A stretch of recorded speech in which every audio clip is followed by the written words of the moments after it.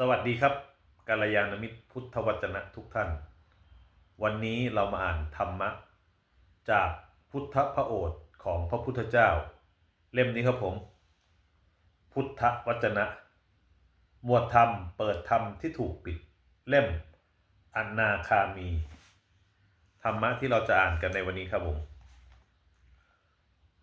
ความหมายของกามและกามคุณภิกษุทั้งหลายเธอทั้งหลายพึงทราบกามเหตุเกิดแห่งกามความต่างแห่งกามวิบากแห่งกามความดับแห่งกามปฏิปทาที่ให้ถึงความดับแห่งกามภิกษุทั้งหลายข้อที่เรากล่าวนี้ว่าเธอทั้งหลายพึงทราบกามเหตุเกิดแห่งกามความต่างแห่งกาม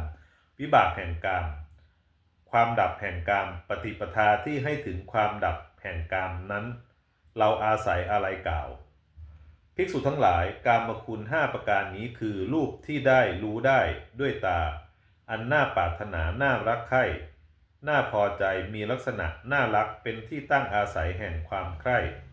เป็นที่ตั้งแห่งความกำหนัดเสียงที่รู้ได้ด้วยหูกลิ่นที่รู้ได้ด้วยจมูกรสที่รู้ได้ด้วยลิ้นโผฏฐัพพะวงเล็บสัมผัสทางผิวที่รู้ได้ด้วยกาย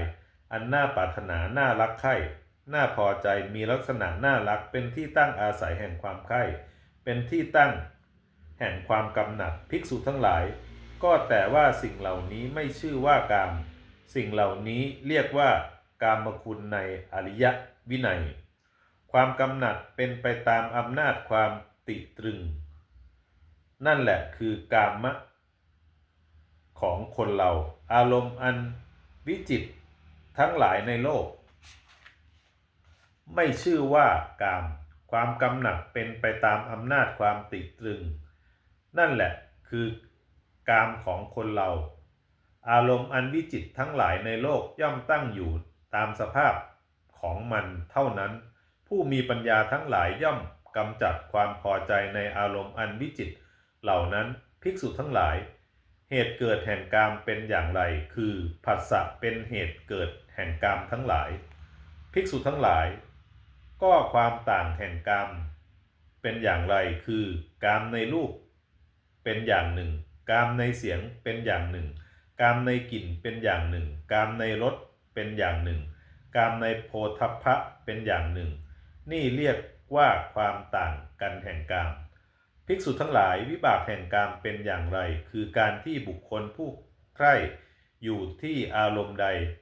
ย่อมยังอัตภาพที่เกิดขึ้นจากความใคร่นั้นๆให้เกิดขึ้นเป็นส่วนบุญหรือเป็นส่วนมิใช่บุญนี่เรียกว่าวิบากแห่งกามภิกษุทั้งหลายความดับแห่งกามเป็นอย่างไรคือความดับแห่งกามย่อมมีเพราะความดับแห่งผัสสะอริยมรรคอันประกอบด้วยองค์8ประการนี้คือสัมมาทิฏฐิ